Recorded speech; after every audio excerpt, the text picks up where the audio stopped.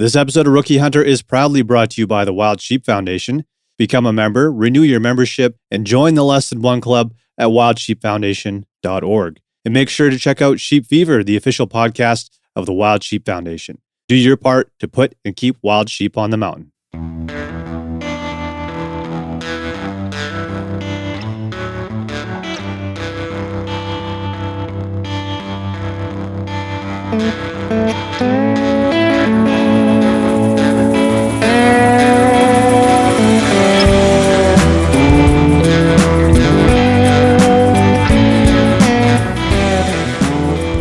Hey guys, welcome to episode 149. First things first, we got something exciting coming up here. We got the Salute Conservation and Mountain Hunting Expo coming up in Penticton. That's happening February 22nd, 23rd, and 24th. We're going to be there the 22nd and 23rd. So Thursday is the whiskey and cigar night. Very much looking forward to that. If you're worried about time and you can't commit to the full weekend or a full day, you can actually get day passes for the event, which will give you access to the expo as well as the Sheep Hunter University. So lots of good talks, lots of cool gear and booths and vendors and everything set up. Hope to see you guys there. And it's not too late. You can still get tickets and you can certainly get yourself a day pass. But today this whole episode pretty much is dedicated to horses. In the last episode, I sort of hinted at the fact that we're leaning towards using Garrett's horses this year and doing an Alpine mule deer hunt. So a long ways to get there. And of course, it's up in the air until we get a little further into season to know whether or not the horses are going to be ready. It's not something you can rush. So I really just wanted to pick Garrett's brain and find out where the horses are at and what Kelly and I can do to help him with this whole process and how we can help make this hunt a good one, not a complete disaster. So that's the purpose of this one. I think you guys are going to enjoy it. I know Garrett was like, oh man, I don't know if people are going to enjoy an hour of horse talk, but I certainly enjoyed learning about it. I know you guys are too. And this journey of making use of the horses, I think is going to continue on throughout the year. So if you have any feedback, questions, comments, you know what to do. Send us an email, info@therookieHunter.com, or follow us on Instagram, rookie_hunter_podcast. You can always reach out to us there. So let's get into this one. Sit back, relax, crack an ice cold beer, and enjoy episode 149 with me and Garrett.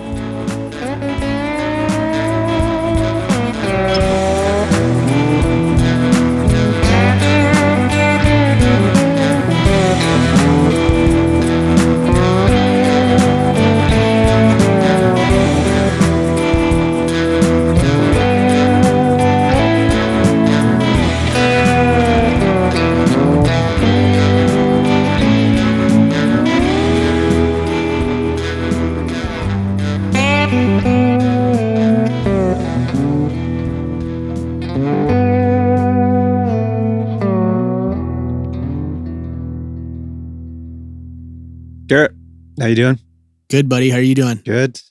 You're camped out upstairs somewhere and trying to get away from all the noise? Yeah, I got the house reno still in full swing and there's people thumping around above me. So I apologize for the noise if you guys hear any of that. So far, so good.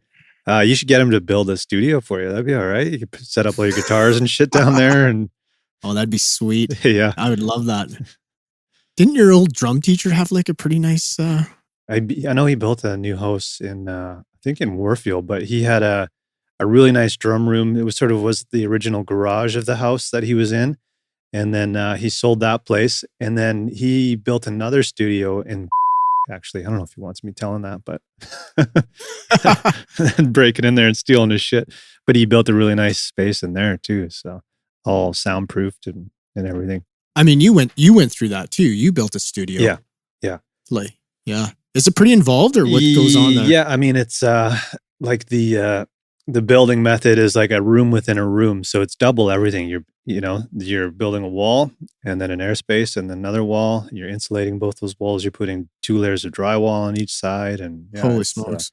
There's all this, I can't remember what it's like, this acoustic seal stuff. You put in all the seams of the drywall, and green glue is something you put between the sheets. It's like this, I don't even understand how it works, but it like takes the energy of sound and turns it into heat energy and traps it. Whoa. Don't ask That's me to crazy. explain how the fuck that works, but yeah. So there was a ton that went into it, and you can float the ceiling and do all this crazy shit. But yeah. Would you say like that studio was just specifically for musicians, or would it have worked for podcasting? Oh, my old one, or yeah, your old one would have been like overkill for podcasting. That would be overkill because it had the big live room. I think you remember the size of the room. You could put a full band in there if you wanted. But the control room was like a perfect size for podcasting. I mean, I used both rooms for recording podcasts back then. But if you were to set up your perfect podcast room, would it be that? Yeah. Do you remember the size of the control room? I don't remember the dimensions, but it was like I do kind of vaguely remember. I remember it being like pretty sweet. Yeah. So there was enough for like there's like a couch in there and a couple like those cigar chairs or club seats or whatever you want to call them. And then they're like the mixing console and the speakers and all that kind of shit. So it was fair size room, but that'd be perfect size for it. But you also had the glass there too. Was that a special kind of? Yeah, there was two different thicknesses of glass. I think it was like 1/2 inch and 3/4 inch glass, so super thick. And they're both on like opposite angles from each other to kind of bounce the sound off it, so it wasn't like a parallel surface. So yeah, there's a lot that went into that place, man. So you could be in the control room and there could be someone playing drums in the other room. You could hear them a little bit, but not much. Like I would record podcasts sometimes while there was people rehearsing. Oh, crazy. Yeah, you'd hear it, but not enough to stop you from recording something in there. So pretty wild. And correct me if I'm wrong, but you've also gone around and helped other people with setting up podcasts and that. Is that something that you kind of, are you like, this is kind of like dreaming if you could have this, but you don't really need it. But if you did, it'd be sweet. Yeah. Because I know you have your ability to, obviously with your background, to just make magic with sound, which is huge in podcasting, obviously talking and sound. But in terms of a studio, would you ever push anybody to go down that road if they got bigger and bigger and bigger? Yeah, for sure. Like I mentioned Ben O'Brien a number of times. He was originally with Meat Eater. I went to Montana to help him set up his studio almost 2 years ago now. So he had like an office space, and then we built a bunch of acoustic panels. We like totally closed in the window and stuffed it with insulation, and then put these acoustic panels over it and set up all the gear and stuff. So I mean, if people have budget to build a proper studio, then yeah, man, you can do I mean, like these panels, we build a bunch for his studio. They're pretty easy to build. Makes a huge difference. I mean, this is just my den, but it sounds pretty good. So yeah, it sounds awesome. Yeah. And then the Wild Sheep Foundation, I kind of helped them get their studio set up. They were just doing it in an office for a while, but now they've got like a dedicated studio space for it and nice gear. It's pretty sweet, man. It's fun to help people set that stuff up. And yeah. Oh, I think it's awesome. Like I find now more like you can watch people are recording themselves podcasting now. Like I watch obviously a few different ones where hunting related, where they're sitting behind the mic. You can watch them, what's going on. And then over the course of their podcast, as they grow, you can also see their studio change. Yeah. And I'm wondering if these people are incorporating these types of things into their, you know what I mean? The podcasting. Yeah. Yeah, for sure. I mean, there's lots of like little things you can do too. Like because everyone's doing lots of video stuff now, your backdrop matters. So you can do some cool, easy things to make it look badass, even if it's only a corner of your basement and the rest of the basement is unfinished. No one's going to know, right? Oh, totally. Yeah. And like, I'll use Aaron Snyder, for example. Like his background has changed, I don't know how many times in his studio. And I just saw, I think he just posted a photo of like his new setup. It looks badass. Yeah. That's killer. Yeah. And Brian Call too, his has changed over the course of the years. So yeah, there you go. It's fun because things are like more affordable now, right? To light it and to get decent cameras and all that kind of stuff. So, well, even like when you were talking to me and Kelly about just the quality of different mics and what to get, even like I watch when those guys are podcasting, the gear they're using. And I know you always talk about the mic you're running right now, that Shure mic. I don't know which model it is. Yeah, it's a 7B. Yeah, like that's pretty much like the Rolls Royce of what I mean, all the little things that help with, just quality. Yeah, I mean, we've always tried to do our best with this, and I think that's why it did well in the beginning. There wasn't many podcasts out when we first started, but I mean, it matters. So it's been a big part of doing this show for sure. Yeah, I would say a lot of people were just using whatever they had available, right? Like maybe their phone or, Yeah, it geez, I don't didn't know. matter as much before, right? Because but there's so many now. You gotta kind of go above and beyond a little bit to make sure shit sounds good. Yeah, Otherwise, people exactly. aren't gonna listen to it. Yeah.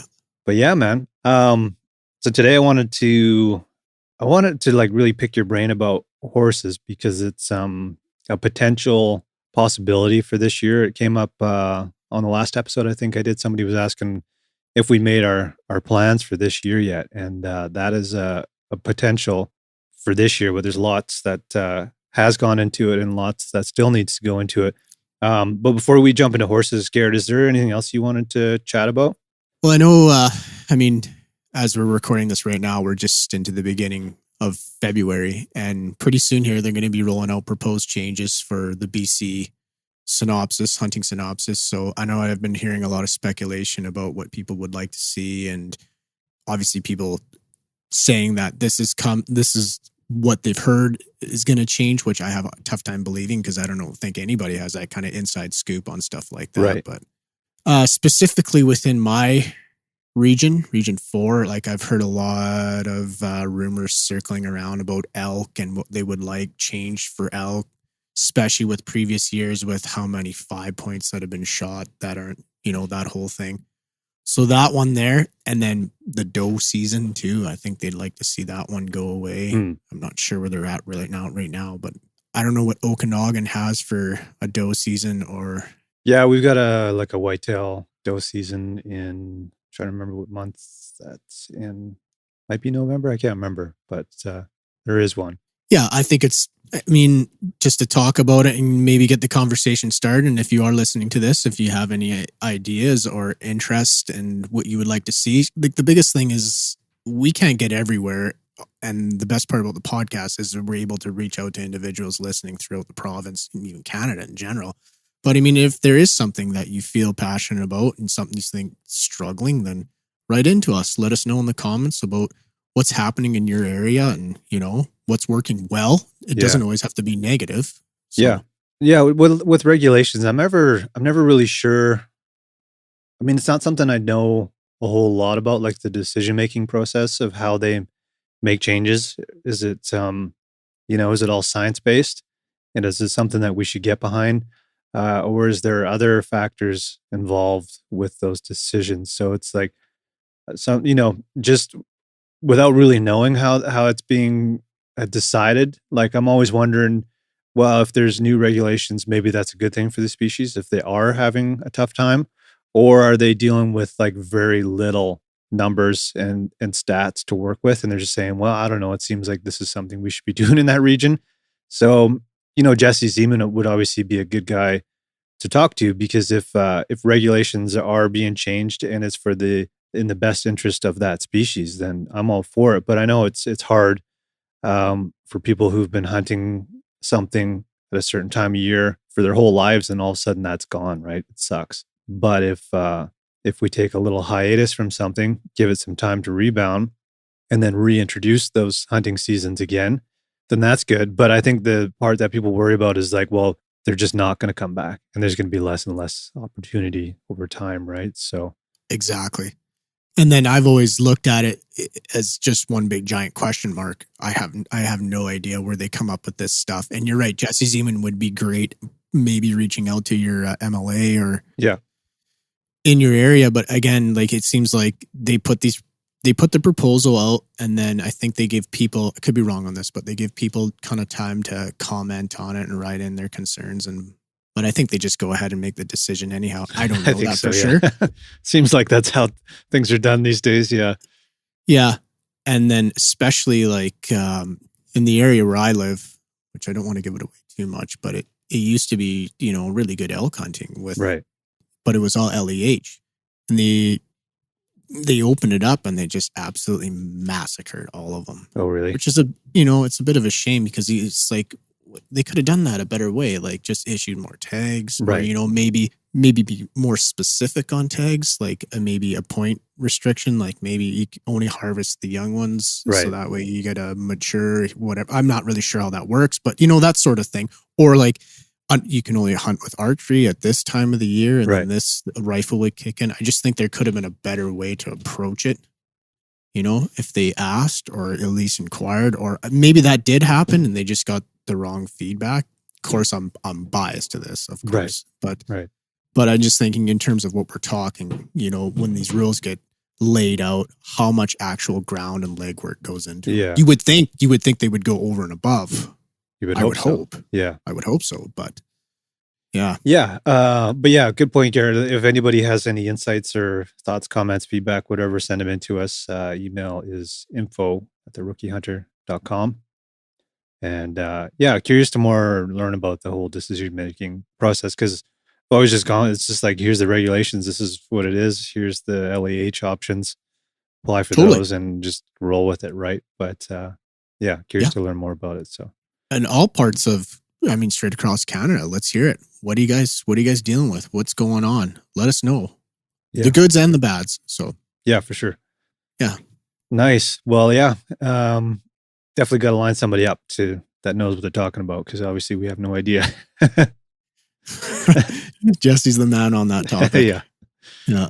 Okay, Garrett. So, yeah, like I said, we've touched on your horses. We've done little updates on them, and it's been a process. So, how long have you had the horses for now? Just a little over 3 years. It'll be 4 years this November. Okay. Crazy. So how old are they now? They'll be turning 4 in like a couple months. Oh, wow. Crazy. Yep.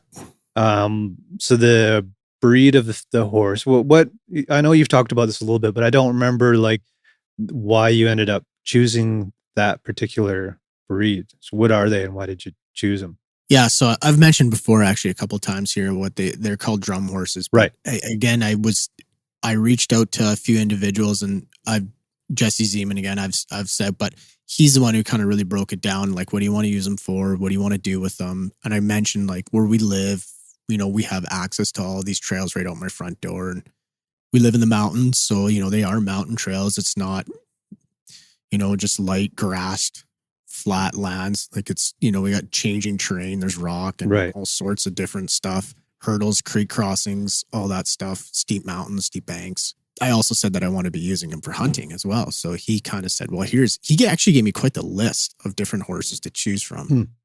And I got to be honest, man, it took me a while to find them. Right. Yeah. It wasn't like, oh, that one there, that one looks nice. So go after this one. Right. Oh, here's somebody, go buy it. And then you hit the ground running. Yeah. No, it wasn't. It actually took me like years to find them. Wow. Because I went into this process. Sorry, I don't mean to snowball here, but you know, I was like, well, everyone says you got to get an older horse because the horse has been there, done that. Right. And you start going down that road and you find horses, and then you realize nobody wants to get rid of their best horse. Right. So it's kind of like, you know, I've even heard, you know, people try to cover up stuff on a horse. Right. You kind of have to go in it with the mindset, like, why are you selling this horse? Like that, Yeah. almost like you're trying to be a detective in this.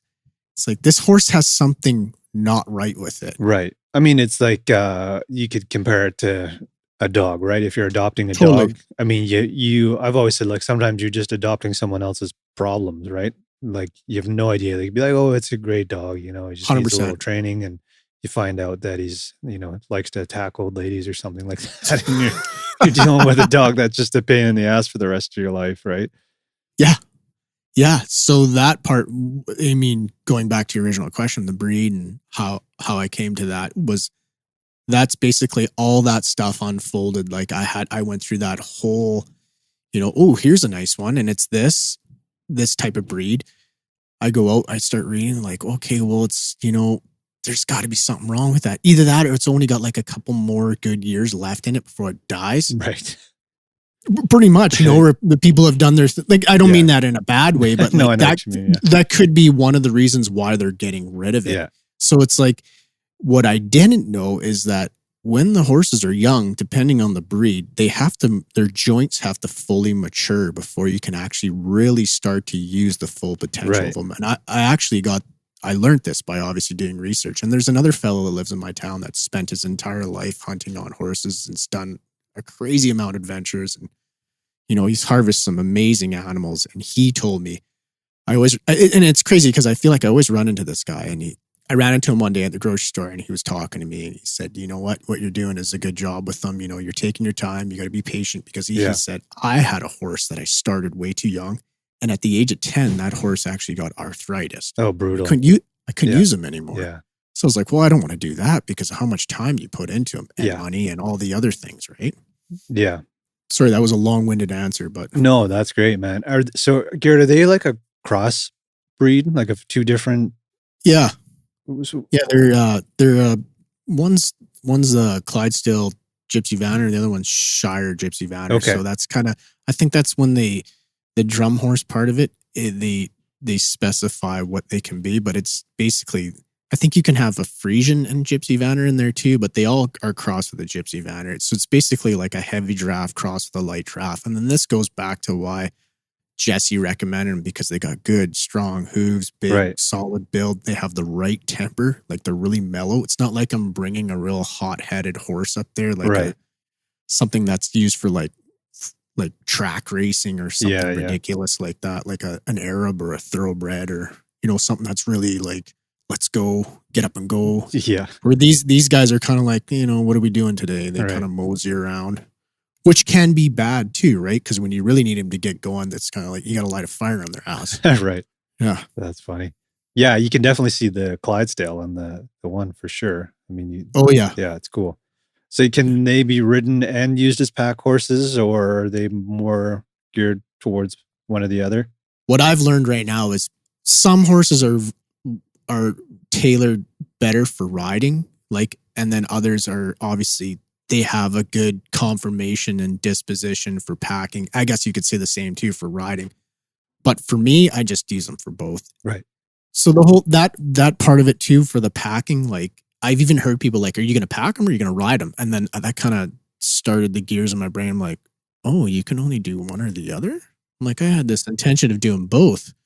So then actually I started asking more questions, and I've heard other guys say like, well, they start the horses packing first, then they get them accustomed to, all the different noises and sounds in the woods and crossing creeks and bridges and side hilling and going down steep slopes. And, they have stuff hanging off them and rattling. So it gets the spook out of them. I mean, that's one of the most dangerous things I've found so far with my horses, is that you got to get that when they spook, which my horses don't really spook that bad. They're pretty mellow, but it's crazy how quick they can turn it on for such a big animal. Right. So you got this 1,000-pound animal that literally can like a shotgun, like turn around on you. And I think that's the part that could really hurt you. Right. Yeah. Because if they turn around and plow into you or step into you, like that's a broken foot or leg or. Yeah. Yeah, absolutely. Clobber. Yeah. The clobber. Yeah. Cool. Well, that's actually like a nice segue, because I was going to ask you next is like, what are the steps you've been taking since you've got them to get them ready for this? Because I know you're out there taking them for walks and stuff like that. And then are you slowly introducing gear and weight and stuff to them? Or what have you done since, day one to kind of prepare them? Well, day one, I know, but the day one was just how to take care of them so they're healthy. Because I'm sure, most people who are listening to this, if they've ever had a rotten apple in terms of a pet out in the woods or whatever, and they're just not healthy or overweight, or they take off, or they're just not obedient, all the things. It just makes the experience horrible. So to me, it's like, how can I get these things as healthy as possible so when I go out into the woods, I can have the best experience without bringing a problem there, right? Yeah. And then knowing it's a problem and then saying, well, I hope this turns out all right. Right. So the biggest thing right out of the gate is making sure I'm feeding them right, I'm taking care of them right, all that stuff, right? So I can heighten my experience out in the woods, or anything I do with them, just taking care of them in general. Not to mention what it would cost in vet bills if I was just completely neglecting them. Yeah. So their hooves, their diet, grooming, and then like you said, take them for walks and stuff, and making sure you know how to handle them when they're misbehaving, and making sure you know how to help them overcome obstacles without just forcing it. Like, let's go, you're wasting my time. Come on. What are you doing? That kind of impatient attitude and explosive, I would say sometimes too. If some people are very short temperament, that doesn't work well around a horse. You really have to, when you step into their world, what I've learned is like, you really got to be, you got to bring the best part of yourself and really be a leader, because they have that herd mentality. Right. So if you're not that person, you go out there and you're blowing up and, you know, shit's going sideways, man, that's not going to work out for you. Yeah, they're not going to look to you for leadership. No, you're going to have a hell of a time trying to catch them. And when you do, they're not going to want to listen. Right. That whole thing I talked to you about before, about them blowing up and stuff. Like, they're kind of almost like a reflection of your personality. Right. So, yeah, they're so interesting, man. So is there things, I mean, I know you are somebody who doesn't just jump into something without doing a shitload of research on it. And like you said, you spent a couple years just thinking about this, right? But once you had them, is there anything you didn't really expect or you found like more challenging than you thought? Oh yeah, there's lots of challenges. I mean, my God, just taking care of them, like I mentioned, was a challenge. That was huge. And thank God I have, you know, good people have surrounded me that have helped me through those obstacles, like with their hooves. Their hooves are so big. The hooves is like the foundation of them, man. No, if they got a horrible hoof on them, you're screwed. It's like trying to drive around with flat tires. Right. So that one there was like, okay, well, how do I figure this out? And I took like this course that was like all into taking care of the horses and their hooves and all that, and how to overcome all that stuff. And probably get some people hate me over this, but I'm just going to go ahead and say it. Like, I don't shoe my horses, and I don't intend on shoeing them. It's not that I'm against shoes. It's just, it's my kind of personal decision. Okay. I want them to be healthy, and that's kind of where I've gone with them in order, like a health concern. Gotcha. I know some people be like, well, they've been shoeing horses forever. Huh. Interesting. And I've heard this thing where people are like, you know, well, we're not born with shoes, yet we wear them around all the time. And then my response to them is like, well, I'm not a horse. Yeah, but our feet are kind of fucked too from wearing shoes, aren't they? Yeah, exactly. So you could use that same analogy for a horse. Yeah, I totally never thought about it. So why would you shoe a horse? Oh God, you're really putting a red target on my head now, Mike. I always assumed it was like horses that were on like pavement and shit like that. That would. Oh yeah, but I'm gonna get some. I'm gonna catch some flack over this. Let's hear it. Oh, I think it's just. Oh, I don't know, man. You're walking me into an ambush here. I mean, there's obviously, so if someone's getting a horse, this is something they're going to deal with and they're going to search. It's like, should I shoe them? This is my personal opinion, and it's no offense to anybody out there who shoes their horses. If you're listening to this, if that's what you do, then all the power to you, and it's working and your horses are fine and healthy, then keep on doing it. If it works for you and the horse is happy, and you know, for sure, I just choose not to do it. Right. Okay, here comes the bad part. Why I think not to. You ready for this? Yeah, let's hear it. I think some people just go into it and think that's just what they got to do. Right. Right. Just from, you know, ignorance. Maybe not. That's an aggressive word, but it might be just like, oh, you know, I got to shoe them. If it was me, I thought that was just something you did. Totally. I thought that too. Right. Like before I got the horses, I was looking into like, well, maybe I can make my own shoes and do this myself and buy a little, like, you know, whatever they use for heating them up and an anvil and all that. Yeah. And then, you know, I'm like, well, do I need to do this? Is this necessary? And then going back to your question, like why? I think other people I need the horse to do this, and I don't have the time to be underneath their hoof, taking care of it every day, making sure. So when it comes to go time, I slap on a pair of shoes and that horse is going to go where I tell him to. Huh. And I don't have to worry about them foundering or going lame way back where, as long as I know how to put a shoe back on them, if it throws one off, right, then I don't have to worry about all that. Right. And given, like you said, you know, I thought, like you said, I thought they had to wear shoes if they are on asphalt and that. Maybe that is the case, but there's also different remedies to overcome abrasive, you know, terrain that they walk on. If you go down the route I'm going, not every horse can be barefoot.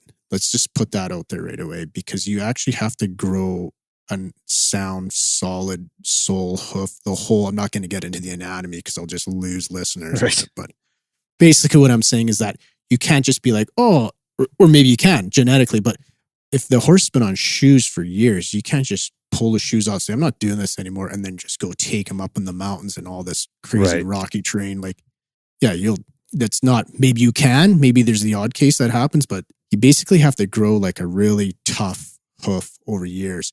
And then there's other things you can put on them. Like there's this adhesive that I have. It's kind of like a 2-part epoxy. You paint on the bottom of them and it works as like a barrier, but it also can move with the hoof, and that it protects it at the same time as it, it's still allowing the hoof to do what it's naturally intended to do. Yeah. Yeah. Sorry, we're going really deep. No, this is interesting, man. Yeah. So there's that, and then there's other people that do like you can put shoes on them, like not horse shoes, but like boots. Oh, okay. And then there's other boots where people like glue them on, and then they shape the boot itself. So then the horse can, the hoof, because what the horseshoe actually does, the metal one this time, is it's restricting, right? If you think about it, it's nailed on there. That's the shape it'll be right all the time, right? So it doesn't have its ability to, every time that horse puts load on that hoof, it's actually expanding, contracting, and almost working like a beating heart. Right. So all that mechanics and fluid that's going on within it, that's what's happening. Now, this is where, again, having said all that, other people would be like, just put a shoe on it, man. That sort of thing. Just nail a fucking shoe on there. Go. Which, yeah, I get it. Some people just don't have time to do that shit, and they just want to put a shoe on them. Go. Yeah. Yeah. And I'm not attacking anybody. Please, nobody take that the wrong way. Sure. I mean, there's more than one way to skin a cat. Yeah, for sure. One way to shoe a horse. Which, I mean, maybe that's why outfitters do it. So it's like they found the most cost-effective way. Right. Again, I don't know. This is just my thought, but they found the most cost-effective way for a very expensive tool, which horses are, in an area where their outfit is, let's say it requires a lot of horses. So they turn them out, they feed, it cuts down on hay and all that. They don't, like, that's the thing with my horse. I give them supplements too to make sure it's going into their general health, which comes out in their hooves too. Right. But like I would think for an outfitter, so when it comes time to round up all the horses, they clip them and shoe them. Right. Right. I need them. I need a job of them to do, and I need them to do it. And I don't want any curveballs. So I just need them to stay on track, get her done. And then, but I could be wrong. I mean, we can have people comment on that. Yeah. I'm sure I'll take some hate mail, but that's how it is. And there's also a different way you trim them for a barefoot than there is a shoe too. Yeah. So if we're thinking about wild horses, there's wild horses around here in the Okanagan. They obviously don't have shoes on. So do those horses have hoof problems, or they've grown up with it and they're used to it and it just is what it is? So this is what I learned about that, because that question came up too. It's like, well, how do wild horses exist? Yeah. So because this is what I found out. So because wild horses move around so much, right? They're naturally wearing down their hoofs, because also what happens is the hoofs take on the environment you live in. Right. Okay. So let's say a horse doesn't have a good hoof. Well, pretty much either that horse is going to founder or go lame, and then a predator is going to pick him off. Right. So that's where I said before, like maybe some horses can do that. You pull the shoes off, or maybe some horses, genetics has a lot to play into it. And they say, like, because we've domesticated horses, we've basically, to find a good healthy hoof. I think that's why you also find, my brain is switching topics here a lot, try to follow along, but why people try to, when they get wild horses, you know what I mean? They train them because they have such good hooves, and they're so tough that, this is my take on it, they're so tough that they've survived in those conditions, and that they're just good genetic stout horses. Well, yeah, so it becomes like survival of the fittest. If the ones with shitty hooves are getting taken out, then the ones that have good ones are breeding, and it's probably just, becomes part of their genetics, like you said. So yeah, interesting, man. Yeah, if you've ever watched that, I think there's a pretty good YouTube little clip there of the wild horses down the States, and they talk about, and people just, acquiring Mustangs, which is basically, that Mustang is a wild horse, what it's called, the definition of it. And then they take on these horses, basically, I would imagine for free. I don't think they pay for them, or do they? I I'm have not no sure. idea. I don't know. And then they obviously start them and, get them going. Crazy. I Yeah. can't imagine dealing with a fucking wild horse. That'd be insane. Oh, I think you got to have some crazy good horse skills if you're going to take on something like that. Yeah, I bet. Yeah. Yeah, I'm sure we could probably go on all day about things you didn't expect and found challenging, man. And Yeah. part of the reason why I wanted to do this with you is because both Kelly and I are going to have to know a lot about these horses too. I mean, we could just show up and make you do all the work, but obviously, we're equally passionate about learning about them. So, I mean, the more we know about what we're getting into, the better it's going to be for everybody, especially you, if you can rely on us to help a little bit and know what's going on, right? So, 100%. Yeah, there's definitely, even like coming at it with that mentality, there's still like, even if you removed yourself from just the real heavy meat and potatoes of the horse, but you're still around them, you still have to know how to act and what to do. Because me personally, I would go into every scenario like, well, this horse could be a loaded gun. So I'm just going to use what I know to be safe until I figure out what type of horse that specific one is. Because like what you're saying about you and Kelly coming into this equation is that, if you take off I'll give you a scenario. Let's say it's pouring rain, right? And then Yeah. it starts to get sunny. You're taking off your rain gear, and you take your rain gear off. And you just don't know. And you just shake it out, try to get the rain off. right, You do it next to the horse. Well, the horse blows up, right. turns around, you know what I mean? Turns around and steamrolls you over. And you're like, what the hell? Stupid horse? Yeah. Or anything like that. Or like, even if there's something that happened, like a deer jump or anything for the matter, where you would do like a quick gesture, like right in the horse's eye, and the horse flinches.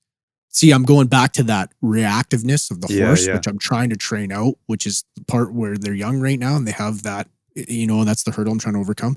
But if let's say the three of us are hunting and something like that happens, or try to go pull something out quickly out of your backpack, or, those quick jerky movements that, you're doing, and the horse will kind of like react to that too. You know what I mean? That's one of the things I find the most out there is the more calm, relaxed you can be, the horse just literally, it thrives off that. Yeah. So if something really jumpy happened that's going to spook you, like, I'm not sure, it could be anything. The more like chilled out and cool you can be, the better your situation is. Right. And if you think like that all the time while you're around them, like, like the whole raincoat thing, like, don't just try to avoid stuff like that. Right. And who knows, maybe people are listening to this and they're going on their first horseback hunt. Yeah. I mean, these are the things that I've learned, really figure out the horse. And if you don't know, ask the person who has the horses, like, which one of these is like really explosive, really reactive, or just give me the ins and outs of the herd that you have here. Yeah. Like, what are we dealing with? What can't I do? Yeah, exactly, man. And I think that's kind of what I'm getting at is I've been around horses. I've actually looked after some friends' horses up here around Kelowna, and I've ridden some horses, but I'm always a little bit nervous around because I don't know them, and I don't think being nervous around a horse is a good thing to be.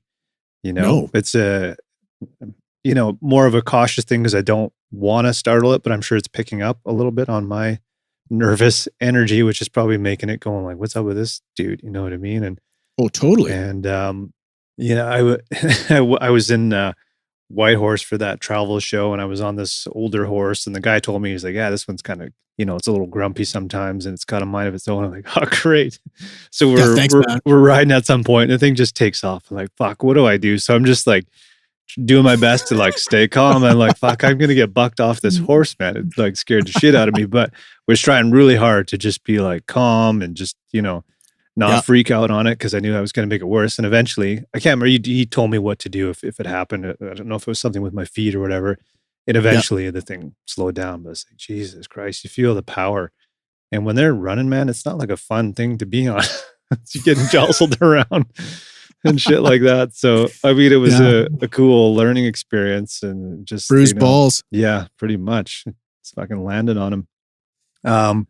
Yeah, but maybe that's what we can kind of transition into here, Garrett, is what we're hoping to do. And this, is a 50-50 chance. It really depends on how the year goes for you and the horses. But Actually, I think this has been a dream for you since you were a kid, Garrett, to go up into the Alpine with horses and hunt mule deer. 100%. I remember talking about this when we were pretty young. So this dream is kind of getting closer, and I think the hunt that we're narrowing in on, depending on how the horses are doing, is like a high country mule deer Alpine hunt. So that's what Yeah.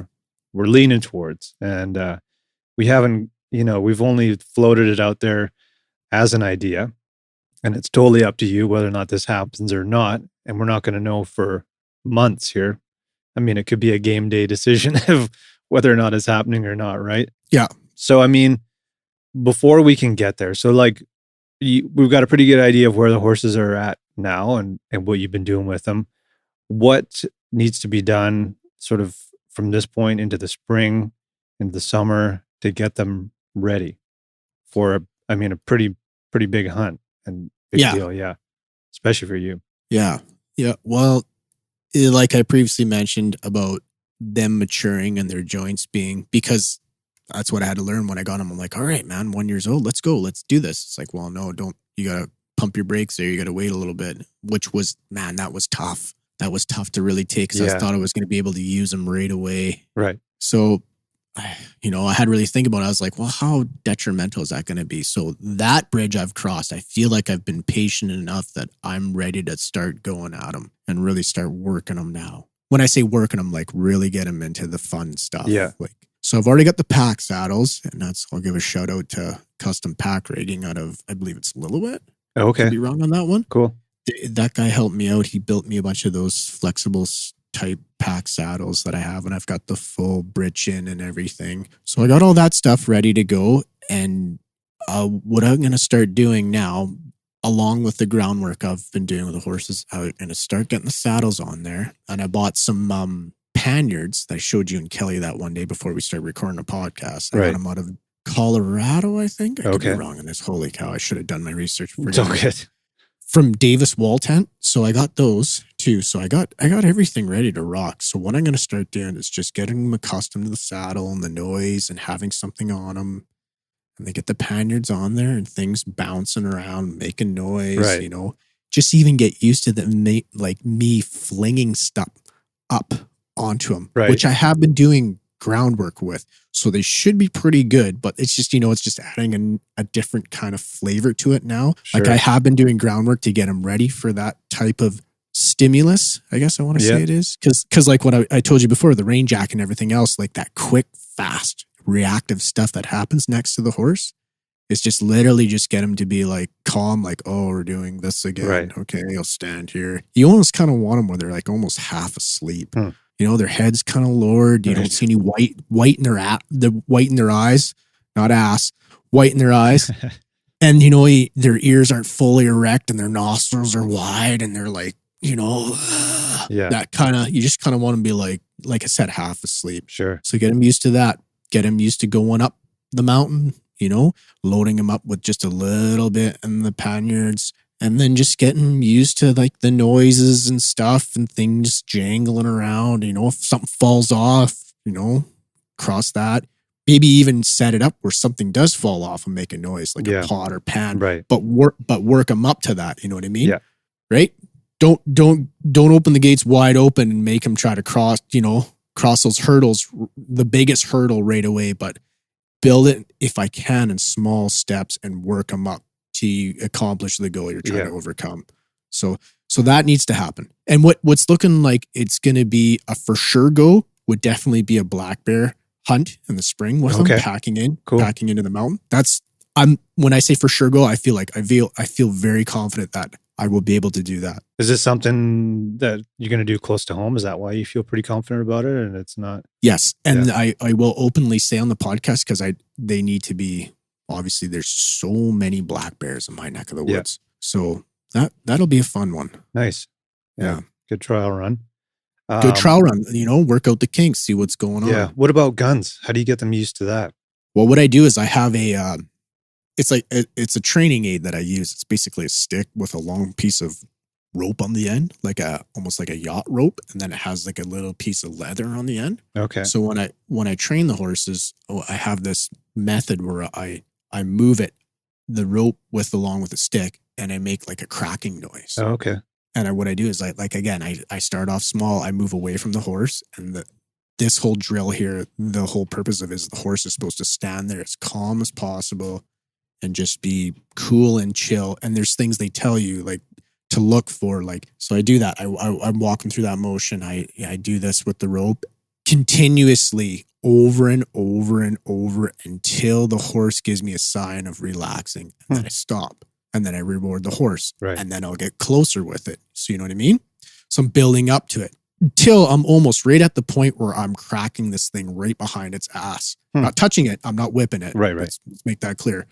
I don't ever do that. But that's what's going on. And then I just do it over and over and over until the horse gives me some sort of sign of relaxing. And there's a couple of things you look for, like they'll cock their hind leg, or they'll lower their head, or they'll let out a big sigh. You know, something like that. Or their eyes, they start blinking, they get really soft. And then you stop. Then you take that, what they call a pressure, take the pressure away. Right. And then, you know, reward them, give them a sec, and then do it again. Okay. Yeah. You get shit like that, right? Ground handling. A lot of the ground handling I've been doing, you kind of go with that. Like you start small and then you work your way up. Right. Are you working with a trainer at all? I am. I'm working with this guy named Clinton Anderson. I think I've mentioned this guy's name before. And he's basically everything I know about working with the horses is in terms of like groundwork and how to get them used to stuff is through that guy. Nice. So when it comes down to it, you're going to say, hey man, you think they're good to go or no? And you're going to lean on him for his input? Well, what he is, this guy's huge, man. He's down in the States. Actually, I he's see. From Australia. Gotcha. Yeah. So what I did was I reached out to him because when all this was happening, right? COVID hit. So I think I mentioned this before, but nobody was doing anything. So I had to find somebody to use. Yeah. Somebody who had a really good platform that I could understand and listen and learn. There's another guy there named Pat Pirelli, and he had some stuff there. But again, I just gravitated more to this Clinton Anderson guy just based on how he spoke and how he broke things down and the material he had available through, obviously, internet, which is huge. So I'm subscribed to him, and I got like tons of his material. And he's helped me Mike, even stuff with like just tying, how to get him used to just even standing and staying tied up to the tree. Huh. Crazy. Yeah. Well, I mean, maybe there's some stuff that you should start forwarding to Kelly and I so we can have some sort of sense of what we're getting into. I think the biggest thing is like just you guys knowing what you're getting into and not going into it. It's like, you know, well, this is a 4-wheeler. We can just do whatever. Right. But I think you're coming at it with the right mentality. Yeah. The listeners are getting a full dose of horses right now. So. Yeah. No, I'm loving this, man. Yeah. So, I mean, you've touched on this a little bit, Garrett. And I mean, we've talked to lots of guides and you hear stories about wrecks, right? Where shit just goes totally sideways. Right. So when we're out there, if something potentially goes wrong, what are we going to do if a horse takes off? Like, what do you do in that situation? If a horse takes off? Yeah. Like completely takes off. Yeah. And we don't know where it is and it's gone? Yeah. Start tracking it. Yeah. Follow its hoofs, and probably he's going to run either back to a truck or, you know, I couldn't see that happening because I've only got 2. Yeah. But, you know, back to maybe where they were corralled or home. So do they generally like, you know, that might have a moment where something freaks them out and they take off or whatever. Will they just calm down and hopefully you'll sort of connect with them again and it's not going to be the end of the world? Or is it like they're probably gone? Totally. That's where my head's at with all the training that I've done. And you got to remember too, they're herd animals. So not unless something really freaks them out and they want to take off on a flat sprint, not stop. Maybe that might be that hot-blooded horse that I was talking about. That real, you know what I mean? That they just got that real, when you talk about the fright flight, I believe that's right. Yeah. I was saying that, where they just want to instead of, they just take off like a bullet. Right. And they got the stamina to just run. Yeah. But for the most part, they want to be amongst their herd. So eventually, like, I can't see them wanting to just take off forever. Although I have heard people like, I gotta go look for the horses. But it's usually like a couple of them. Right. That will get adventurous and take off. Yeah. I remember when you and I were on our sheep hunt and the guides, they were out and like, those fucking horses, there was a whole bunch of them and they didn't know where they were. That's what I mean. There was a whole bunch. It wasn't like, we got one horse that's gone. No, it was all of them. Yeah. And maybe maybe somebody can come and write and be like, I got this one horse. He just wanders around and takes off. I'm always looking for him. Yeah. Yeah. So, I mean, obviously you want things to go right. Is there any other potential problems you think we could run into that we should be like, have it in the back of your mind, like maybe this could happen and just Oh yeah. ready to deal with it? What are some of the ones that, so if we were going tomorrow, you'd be like, what would be like some of your biggest worries about bringing them out there? If we're going tomorrow? Yeah. I mean, say they're God. ready, but we're going tomorrow. What's on your mind? Yeah, I mean, if we were going tomorrow and they were ready, like ready to the point, I would make sure I would show you and Kelly as much as I possibly can without boring the living crap out of you. Right. I'm probably that would be my target to get to you guys. So you and Kelly are literally standing there going, "Holy crap, do we even want to take these stupid things?" Right. That way you. And even like what I would do, just so it's in your head all the time, every morning we got up, I would probably give you like a little pep talk for your own safety. Yeah. Because the last thing I'd want to see is you or Kelly get hurt. Yeah. That would suck. Yeah, absolutely. Yeah, the horse, whatever you can deal with, it's, I don't mean to be so cold hearted, but the horse, I would be, a little heartbroken if something really catastrophically happened to the horse, but I don't think it would get to that, so I'm not really concerned. But I mean, if the horse took a couple nicks and dings and that, then they're tough animals, exactly. man. They are super tough. My biggest concern is you and Kelly and myself not getting hurt. Yeah, for sure. Yeah. So back to your question, if we were ready to go tomorrow, you guys would come here. This is how I see it playing out in my head. We wouldn't be like, load them up, let's go. Yeah.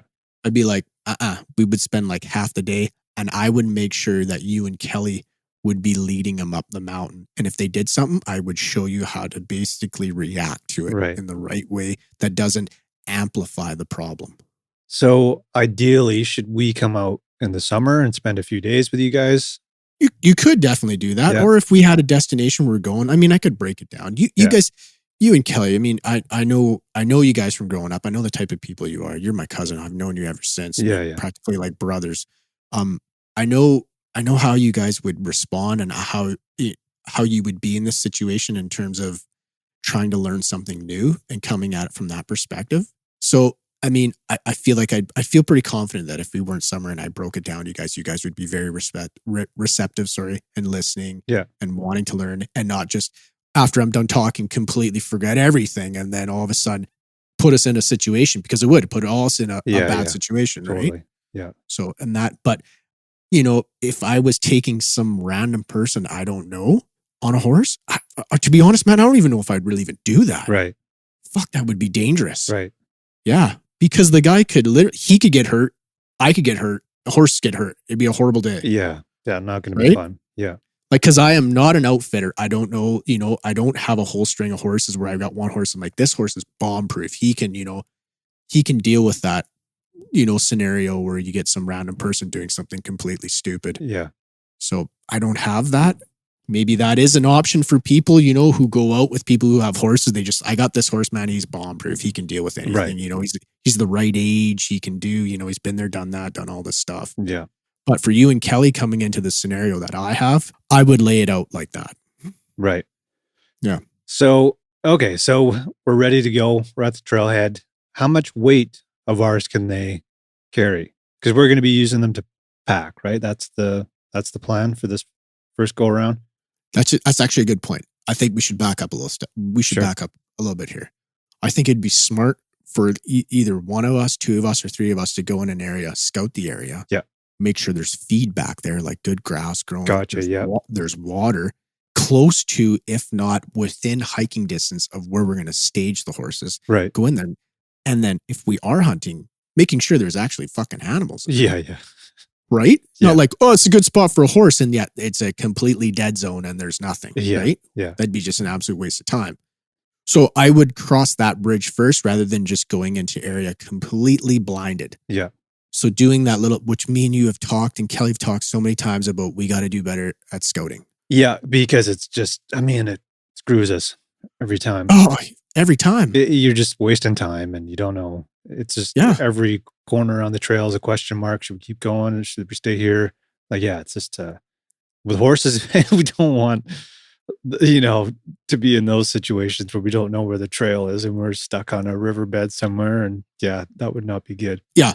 And then to even add to it, there's no animals. And then we're going, what are we doing? So that part I would get out of the way first. Yeah. I think we should narrow down a spot and be like, here, we're going here. Let's go in there. Let's go in there looking for all these things, right? Right. Good source of water, good source of feed, good safe spot to put up a tent, a lightweight tent, Yeah. right? There's no like snags or widow makers. I think that's what they call them. You know, those trees that just randomly fall Yeah, there are down. lots of those around here. And then make sure there's a good spot to glass for game. Maybe there's a knoll there with an advantage point that we can set up shop and just literally log hours behind the glass and see if whatever's living in there is there that we're going after. Yeah. Right? Yeah, for sure. Let's say if it's bear, well, we'll go back to the episodes where we talked about bear, where we're going somewhere that's southerly exposed, that gets the green up quicker, and then we can glass. And then for mule deer, Mike, I've even heard where like if you're going after mule deer, you don't want the horses right up in there. I think I listened to Mike Eastman, could be Mike East. One of the Eastmans talk about this on the Eastman's Hunting Journals. Okay. He's like you leave the horses down below and then you hike up, basically sneak into a basin when you're scouting. And if there is good quality mule deer in there, you basically kind of like, okay, they're here. You leave them alone and then you sneak back out to where your horses are down below. So that was another question I had for you. So how do we go about leaving the horses behind? I've kind of seen these setups, but I don't fully understand how it works. Well, I'm going to do, because my horse has been trained to electric fences. Yeah. So, which is good, because that stuff packs down. It's super light and I can bring that with me. So you just string off an area and you feel pretty good. You're not going to be too concerned about them for the day. And nope, it should be good. And if they take off, well, guess what? They take off. Yeah. Yeah. And then you can move them around, because you don't want them like staged up over a creek or that, so they're pounding the crap. Actually, I think that might even be illegal, but I don't know. Don't quote me on this. And then some areas have feed restrictions, like how it's got to be weed free. Gotcha. So they're obviously, you're not introducing invasive species into an area where it's going to spread with a whole bunch of invasive weeds. Right. So I would put up that corral, like we mentioned, like, and then I have the ability to move it around. So if they eat out an area, then I can move it, right? Yeah. Or if it's just not working out, like it also adds that to it where it's mobile. You know what I mean? Yeah. Yeah. Packs down light. It's mobile. It's safe for the horse, safe for us. Right. And then we can confidently leave them and then go do our thing and come back. Cool. Yeah. Nice. And going back to like being on the trail, how far do you think they would be able to go in a day? That's an excellent question, man. I honestly don't know. I think they would outdo us every day of the week. Right. Well, that's good to know. So basically, I think what it comes down to is how far can we go? Yeah. Right. Having said that, depends how much weight I have on them. Right. So right now I gotta start off small. Right. And then I'm gonna keep diving into that one there. I want to get more information on that and how much they can pack, because I think it's very dependent on the horse themselves. Okay. Not a little bit to do with breed specific too, but the actual the health of the horse, the build of the horse, all that stuff, right? And I think that has a lot to do with it. I think where people get misled is like, oh, I got this type of horse, does this, I can put an entire elk on there. I think I mentioned this before. It's like, well, then other people are like, why would you do that? Right. That's just detrimental to the horse. Yeah, yeah. So we're intelligent people. I think, being smart and everybody being safe, and even the horses themselves, is just using common sense. Yeah. Like the biggest thing is both the panniers are balanced, so it's not, the saddle's not going to spin on the horse, and making sure we're not overloading them, which I'll cross that bridge about to figure out how much weight we can put on them, and then figure out, like I said, like if it's an area that has feed, and if the horses go in there with a decent belly on them where they've been eating well, which they have been, then I don't have to pack in hay. Nice. Right? Yeah. So let's say I had to pack in hay. Well, then that means we put our backpacks on, which we all have lightweight gear. We've been sheep hunting. We got that. You guys have been Alpine mule deer hunting. I've gone with you too. And so we carry that in there. The horses eat the hay while we're there. Right. We eat our food too. We trim down. Let's say we shoot, if it's a really good hunt, let's say we get 2 mule deer. That's pretty nice. That'd be unreal. Yeah. We bone them out, right? I'm just playing this scenario out. Yeah. I'm not saying this is going to happen. Yeah, no. This is because we're rock stars. I mean, best case scenario, and that's what you hope for, right? So yeah, let's say like we shoot 2 really nice mule deer, good sized bodied mule deer. We bone them out, and then we balance the panniers accordingly, and then whatever we have left in our pack could be, even if it's the heavy stuff, and we keep the expensive stuff on our back. Right. Maybe we'll bring a top pack that can put like our sleeping bag, Yeah. and, you know, stuff like that. Where meanwhile, we carry our rifle and our optics. That way, if there is a rodeo that breaks out, at least our rifle's not getting banged up and our optics are getting smashed, you know, stuff like that. Where, I mean, getting rid of some of the bulkier but lighter stuff, even just shelter, sleeping bag, that kind of stuff. totally, Clothes yeah. or whatever. Yeah, things. And then you can organize your pack nicer, put your weight right, in the middle of the pack where you want it, and the horses can take some of that bulkier shit. It'd be nice. So, and I mean, if like you or Kelly wanted to learn with me about the horses, then I mean, hey man, the door is wide open. Well, yeah, man. Like I was saying, and the whole point of starting this conversation with you is because I do want to learn, and I don't want you to be the person who's stressed because you're the only one that knows how to deal with the horses, right? So if Kelly and I can learn some of the basics at least to help you to make it more of an enjoyable experience for you, so you're not just constantly dealing with the horses and not so much enjoying where we are and all that kind of stuff, then I mean that's what I'm hoping for with this. So well, that's awesome, man. I appreciate that. yeah, That's I mean, huge. it's I've always really been interested in horses and just never really had the opportunity to handle them and learn much about them. So I mean, definitely want to. Yeah, I mean, the whole point is to get into places where other people can't. Yeah. Right? Yeah. Get a little further back. Go in an area where it's just your area and you're not glassing across the ridge and seeing another group of hunters. And then you look over on the other ridge and there's another group of hunters. Yeah. And then we do have that luxury here in BC where I watch some of these videos of down the Lower 48 and some of these places just get pounded. Yeah. Yeah. You know, they show up to the trailhead and there's a multiple horse trailers or guys backpacking and they get up in areas and then there's people on every ridge glassing all the basins. Yeah, so, no thanks. No thanks. I like going into an area as selfish as this may seem, but I like it when the three of us get into an area and there's not another soul there. Yeah, agreed. Yeah. 100%. Cool, man. Well, I mean, that kind of covers a lot of what I wanted to talk about for today, at least. I mean, it's a lot of information and still lots of shit we didn't even get into. But anything else you want to add to? I apologize to the listeners that weren't expecting a full dose of horses. But, no, man. I think people are going to enjoy it. I mean, I am, and not just because we're going. It's fascinating. Yeah. And like I said, man, I think everyone has that image of going out on a horse and hunting. It's that imagery goes way, way back to the early days. So.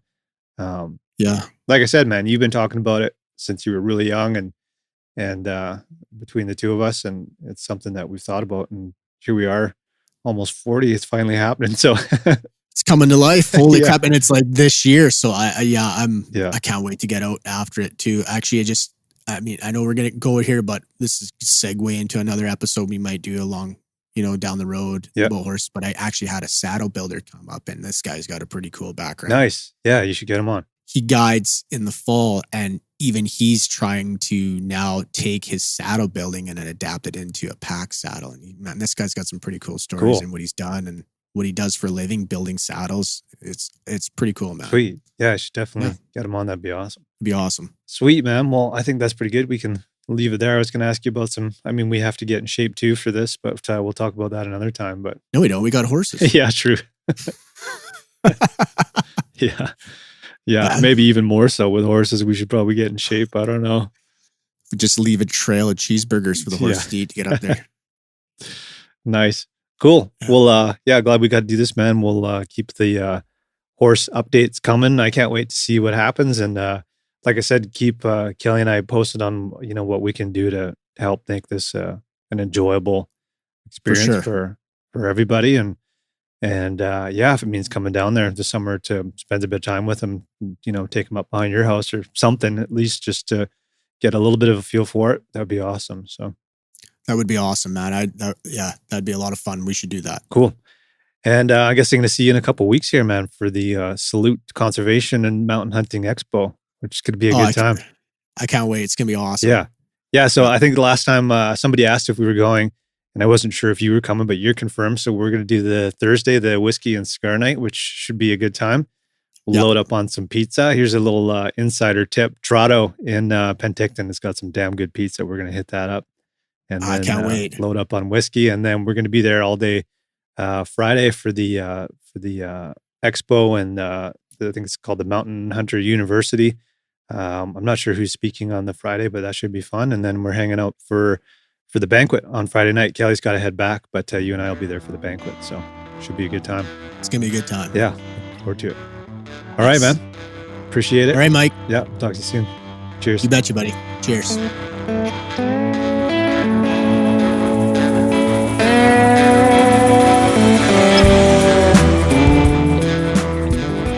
Well, there you go. Episode 149.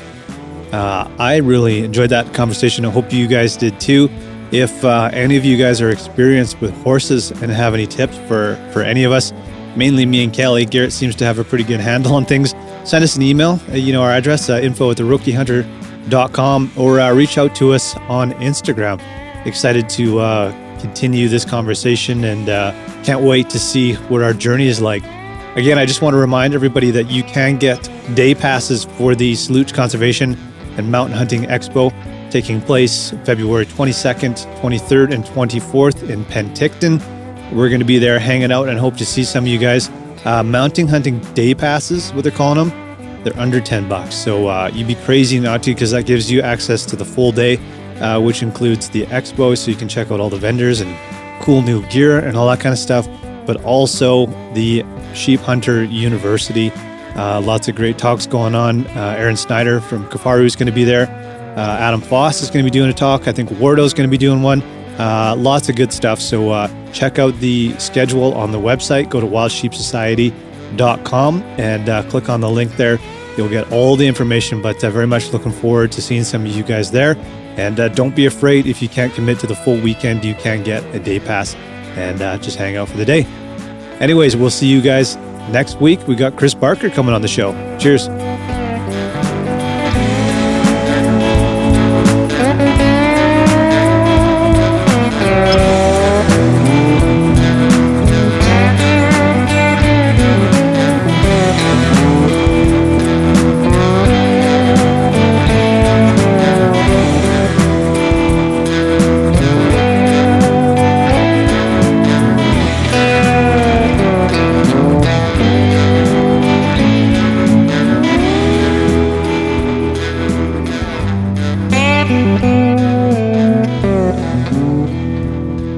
Mm-hmm.